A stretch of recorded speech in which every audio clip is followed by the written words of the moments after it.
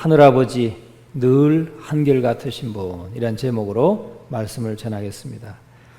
늘 한결같으신 분이란 제목으로 말씀을 전합니다.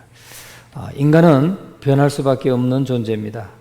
사람들은 실수를 저질렀을 때 뭐라고 합니까? 인간이니까 이렇게 말하죠. 인간이니까. 왜? 그것은 우리가 변할 수밖에 없는 존재고 우리는 완전하지 않은 존재라는 것을 누구나 다 인정할 수밖에 없기 때문입니다. 그래서 인간이기 때문에 라고 말합니다. 아이러니하지만 인간은 결코 한결같을 수 없는 존재이죠. 오직 이것만이 인간에게 있어서 변함없는 사실인 것입니다. 한결같이 못하다는 것, 그것이 인간에게 변할 수 없는 사실인 것입니다. 그렇다면 우리 역시도 부모님에게 한결같음을 기대해서는 안 되는 게 아닐까?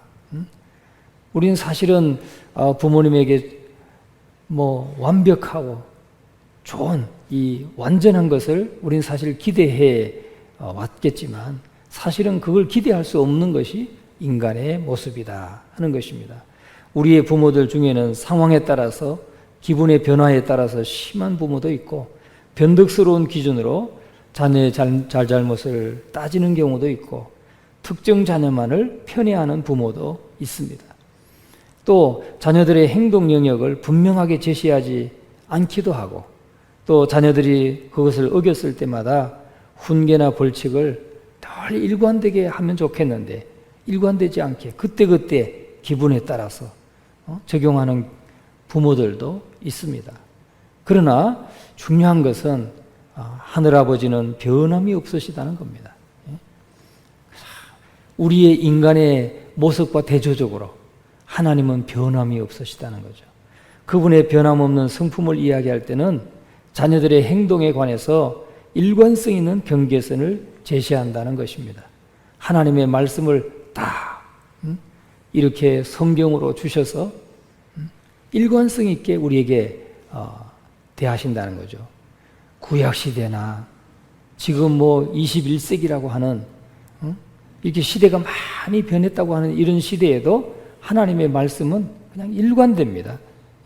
또 변함없는 태도로 자녀들을 대신한다는 것, 대하신다는 것, 이 두 가지가 하나님의 변함없으신 부분입니다. 이들은 그분의 사랑을 보여주는 좋은 지표가 되는 것입니다. 그래서 자녀교육 전문가들은, 부모들은 자녀들의 행동에 있어서 언제나 일관성이 있는 경계선을 그어줌으로써 해도 되는 일과 해서는 안 되는 일에 대해서 명확히 해야 된다고 말을 합니다. 물론 부모와 자녀 모두가 그 경계선과 규율에 대해서 잘 이해하고 있어야 되고 자녀들이 성장해 감에 따라서 그 경계선은 점차 이제 확장되죠. 다른 사람과의 관계 속에서 또 다른 공동체에서도 이렇게 확장해 가는 것입니다. 그 경계선을 넘었을 경우에 벌칙도 언제나 동일하게 적용돼야 되는 것이죠. 그런데 우리가 어떻습니까? 우리는 동일하게 적용될 수 없어요. 참 노력하죠. 노력해요. 우리가 무엇이든지 항상 앞에서 이렇게 기관을 이끌어 가거나 교회를 이끌어 가거나 아니면 공동체를 이끌어 갈 때에 일관되게 정말 하나님 뜻을 쫓으려고 노력하죠. 그런데 제가 저 자신을 봐도 잘 기억 안 나는 것도 있어요. 몇 년 전에는 이렇게 했는데 올해는 또 새롭게 할 수 있어요. 우리의 생각이 달라져요. 그러니까 그것을 우리는 그때그때 달라요. 우리는 일관되게 하기를 원하죠. 그런데 사람의 기억이라고 하는 것이 항상 일관되지 않습니다. 나는 완벽하다고 생각해도 완벽하지 않습니다. 우리는 하나님 앞에서 항상 기억해야 될 게 있어요. 나는 완벽해. 나는 뭐든지 내가 생각하는 건 옳아. 나는 하나님 앞에 누구보다도 난 정확해. 여러분, 그런 거 없습니다. 사람은 다 완벽하지 않아요. 그렇게 믿고 살아가지만 사실은 나도 모르게 벌써 몇 년 전하고 지금하고 다르게 결정할 수 있어요. 예? 상황에 따라서, 기분에 따라서 다 다르게 결정할 수 있어요. 그것을 인정할 때 우리가 하나님 앞에 겸손히 설 수 있는 것입니다. 그걸 인정하지 않으면 교만할 수밖에 없어요. 난 항상 내 생각이 옳고 내 판단이 정확하고 나는 누구보다도 정확해. 난 누구보다도 옳아. 이런 생각을 할 수가 있는 것입니다. 그런데 그것은 오산이다. 저는 제 자신을 봐도 그래요. 그러나 하나님의 이 변함없으신 하나님의 기준과 경계선, 그것을 따르려고 노력하지만 우리는 천성적으로 그렇게 되지 않습니다. 그런 완벽한 사람 없습니다. 법관들도 그런 사람 없습니다. 아무도 없어요. 이 세상에 단 한 사람도 없어요. 예수님 한 분밖에 없습니다. 여러분, 우린 그것을 인정하고 늘 하나님 앞에 겸손히 나아가야 될 줄로 믿습니다. 부모가 이런 방식으로 자녀를 양육할 때 자녀들은 평안과 안정감을 느낍니다. 대체적으로 조금 더 그렇게 하나님의 기준에 맞게 경계선을 긋고 조금 더 상대적으로 나을 뿐이지 완전한 분은 없다 하는 것이죠. 제임스 dobson 박사는 말합니다. 사람은 명확히 명시된 영역 안에서만 안전하게 존재할 수 있다. 그렇게 말해요. 그런데 하늘아버지는 이런 심리학자들이 발표하기에 앞서서 훨씬 이전부터 이것을 알고 계셨다는 사실이죠. 그래서 우리에게 정확한 행동 경계선을 하나님은 그어주셨어요. 그분은 영역을 분명히 함으로써 자녀를 돌보시는 선한 아버지시란 겁니다. 우리가 성경에 보면 창세기에 아담과 하와, 에덴 동산의 아담과 하와를 볼 수 있어요. 그런데 하나님이 제일 먼저 하신 게 뭐예요? 에덴 동산에서 그 에덴 동산 중앙에 선과 악을 알게 하는 나무 세워두시고 그 실과를 먹는 날에는 내가 반드시 죽으리라 하고 하나님은 경계선을 딱 그어주셨어요. 네가 그것을 먹는 날에는 반드시 죽을 것이다.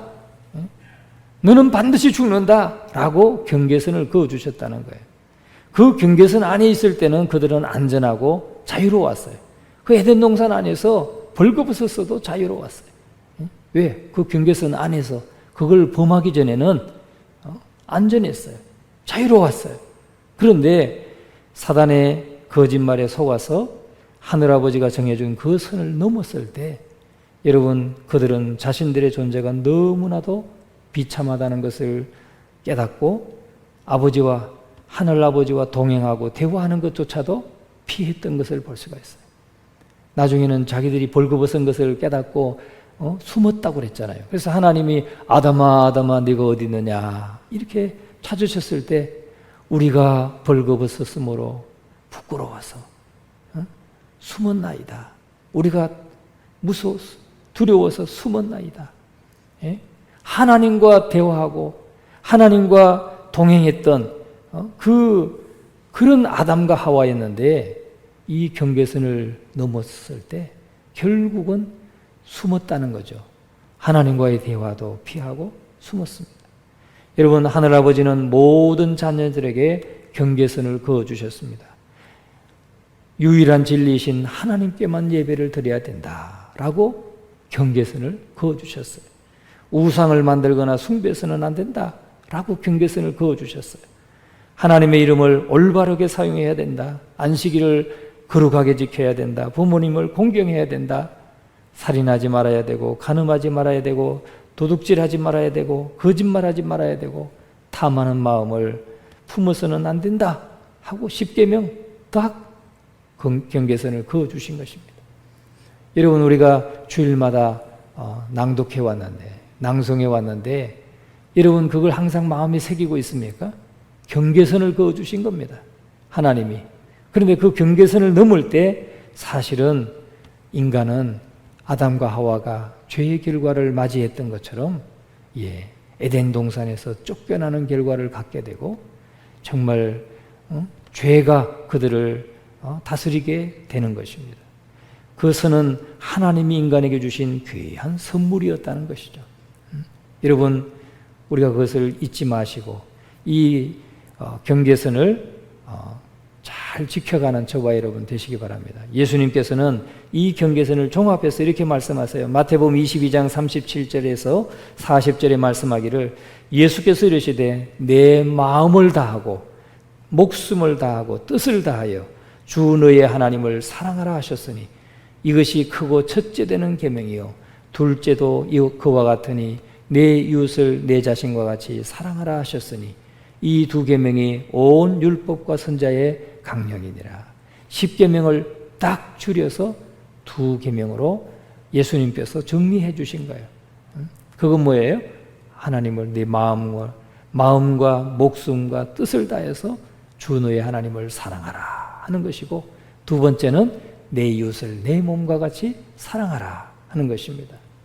이것이 예수님께서 종합하신 경계선이에요.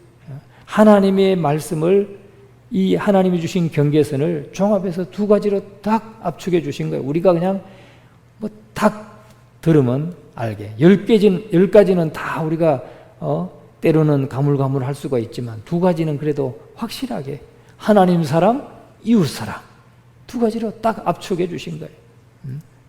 여러분, 때때로 하늘아버지가 지정해 준 경계선을 넘기도 하지만 안전과 행복을 보장받기 위해서 우리 모두는 반드시 그 경계선 안에 머물러야 된다는 것입니다. 여러분, 그것을 꼭 마음에 꼭 새기셔서 하나님이 정해주신 경계선이다. 우리가 학교에 보면 학교마다 울타리가 있죠.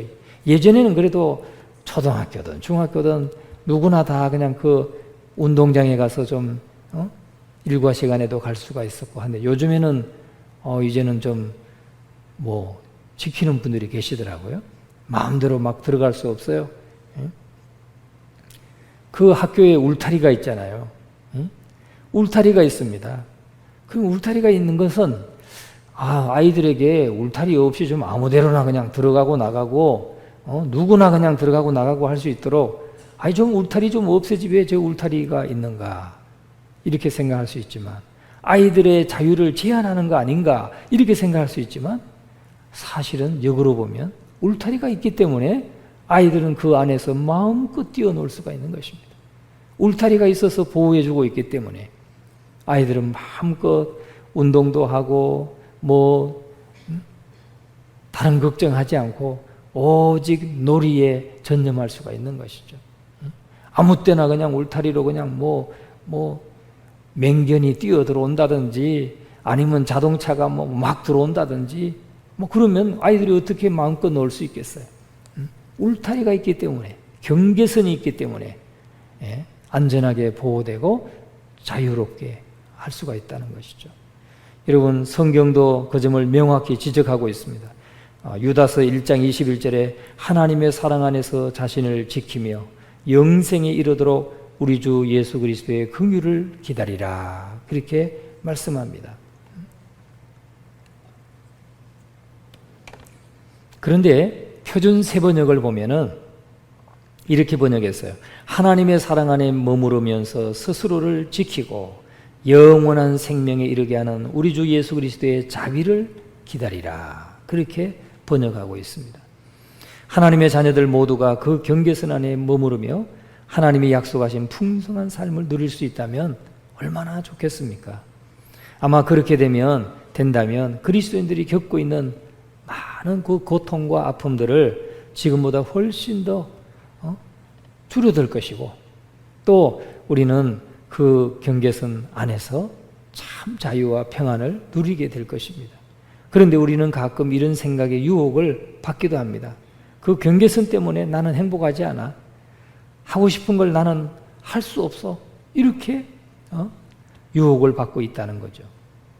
그런데 이것을 생각으로만 유혹을 받고 그냥 끝나면 괜찮은데, 사실은 그걸로 하여금 경계선 너머로 뛰쳐나가기도 하는 것입니다. 참 감사한 사실은 그럼에도 불구하고 하나님 아버지는 오래 참으심으로 우리를 용서하신다는 점입니다. 뿐만 아니라 그분의 영역 안에 머물 수 있도록 힘과 용기를 제공해 주시는 것입니다. 이 경계선 안에서 힘과 용기를 얻도록 하신다는 거죠. 육신의 부모님에게서 늘 일관성 있는 태도와 변함없는 모습을 본 것은 아니었기 때문에 우리가 하나님은 변함없으신 분이다, 늘 한결같으신 분이다 라고 하는 것이 좀 그려본다는 게 쉽지 않습니다. 그러나 주님은 말씀하십니다. 말라기 3장 6절에 나 여호와는 변하지 아니하나니 그러므로 야곱의 자손들아 너희가 소멸되지 아니하느니라. 하나님이 변함이 없으시기 때문에 하나님의 자녀들이 소멸되지 않는다는 거예요. 또 야고보서 1장 17절 오늘 읽은 말씀에 보면 그는 온갖 좋은 은사와 온전한 선물을 우리에게 부어주시는 빛들의 아버지라는 것이죠. 또 그는 변함도 없으시고 회전하는 그림자도 없으시다. 빛 가운데 거하시는 하나님이시라고 말씀하고 있습니다. 여러분은 상황에 따라서 감정의 변화가 심한 부모 밑에서 혹시나 자랐을 수도 있습니다. 무슨 부탁이나 용건을 말하려다가도 아버지의 그 기분이 안 좋은 것을 보고 기분이 풀릴 때까지 마음 졸이면서 기다렸던 그런 경험도 있을 겁니다. 우리 대부분은 우리가 어릴 때 그런 경험을 했을 것이고 내가 부모가 되었을 때도 내가 그런 부모님과 동일하게 했을 것입니다. 이것은 누구나 다 마찬가지입니다.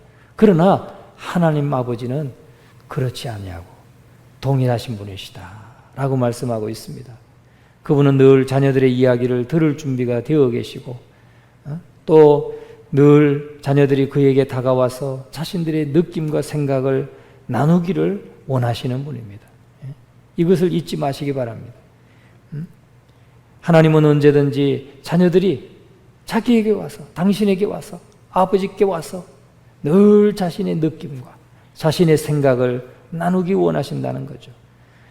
하나님은 우리와의 깨어진 관계가 온전히 회복되기를 원하셨고 이 일을 감당하기 시키기 위해서 자신의 아들을 우리에게 보내주셨습니다. 예수님으로 인해서 우리는 우리에게 언제나 한결같은 사랑과 돌봄을 베풀어 주시는 하나님과 직접 만나고 대화할 수 있게 된 것입니다. 예수 그리스도를 통해서 그 십자가를 통해서 우리는 하나님 앞에 담대히 나아가서 하나님과 대화할 수 있는 새롭고 산 길이 우리에게 열려 있다는 것입니다. 여러분, 우리가 우리의 도움과 방패 되시는 하나님을 생각하면서 우리는 변함없으신 하나님을 꼭 기억하시기를 바랍니다. 마태복음 7장 7절에 말씀하기를 7절 8절에 구하라 그러면 너희에게 주실 것이요 찾으라 그러면 찾을 것이요 문을 두드리라 그리하면 너희에게 열릴 것이니 구하는 이마다 얻을 것이요 찾는 이가 찾을 것이요 두드리는 이에게 열릴 것이니라 그렇게 말씀하고 있습니다. 여러분, 하나님은 절대 변덕적인 분이 아니십니다. 밖에서 상한 마음을 집 안으로 그대로 가지고 와서 들어오시는 분도 아닙니다. 자신의 분노를 자녀들에게 쏟아붓는 분도 아닙니다. 그분은 늘 안정적이시고 마치 바위처럼 요동하지 않으시는 한결같으신 분입니다. 변함도 없으시고 회전하는 그림자도 없으시다 라고 말씀하세요. 여러분, 예수 그리스도는 어제나 오늘이나 영원토록 동일하시니라 히브리서 13장 8절에 말씀하고 있습니다. 오늘 이 아침에 정말 저와 여러분의 모든 것을 아시고 또 우리가 하나님 앞에 나와서 구하기를 원하시고 하나님과 대화하기를 원하시는 그 하나님, 어제나 오늘이나 영원토록 변함없으신 그 하나님을 여러분 꼭 바라보시고 영원토록 의지하시는 저와 여러분 되시기를 주님의 이름으로 축원합니다.